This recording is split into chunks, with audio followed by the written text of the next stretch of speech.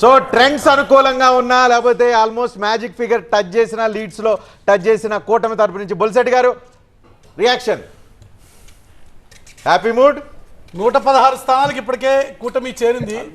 Excellent mood అండి. బేసిక్గా ఏంటంటే నా దగ్గర ఉన్న ఇన్ఫర్మేషన్ కొద్దిగా మాకు ఇబ్బందికరమైన ఇన్ఫర్మేషన్ అయినా కూడా 12-13 స్థానాలకే జనసేన పార్టీ పరిమితం అవుతుంది. But overall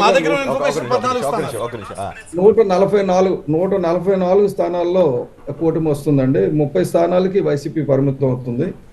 BJP 2, Congress 1. ఇది నా దగ్గర ఉన్న అవుట్ ఆఫ్ 21 12కి పరిమితం అయిపోతుంది అంటారు. 12కి పరిమితం అవుతుందని నా దగ్గరకు వచ్చిన లిస్ట్ ఇది. ఇంకా అయ్యేసరికి నాకు తెలిసి 18, మా లెక్క ఏమంటే 18-19 అని అనుకున్నాము. సో అక్కడికి వస్తుంది. మొత్తానికి 144 కోట్లతో కూటమి ప్రభుత్వం ఏర్పాటు చేస్తుందని ఇప్పటికైతే ఉంది. సో చూద్దాం, ఇంకా పెరిగి 150 దాటి 152 వస్తే బాగుంటుందని మా ఆశ. హ్యాపీనా? అబ్సల్యూట్లీ హ్యాపీ అండి. ముందు రాష్ట్రాన్ని రక్షించాలనుకున్నాం, ప్రజాస్వామ్యాన్ని కాపాడాలనుకున్నాం, అది జరుగుతుంది కదా. మీ త్యాగానికి ఫలితం వచ్చిందా? త్యాగానికి ఫలితం వచ్చిందా అంట. బొలిశెట్టి గారు డిప్యూటీ సీఎం అడుగుతారా? మీరు డిప్యూటీ సీఎం అడుగుతారా?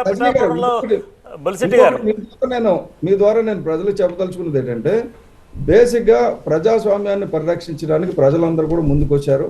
ఎన్నికలు సజావుగా జరిగినాయి. ఇప్పటి వరకు ఏంటంటే పెద్దిరెడ్డి ఓడిపోతున్నారు, ఇక్కడ ఓడిపోతున్నారు అంటే అక్కడ ఓటు వేయడానికి అవకాశం ఉండేది కాదు. 2020లో అసలు ఎన్నికలే జరగలేదు. నామినేషన్ వేస్తే తన్నారు.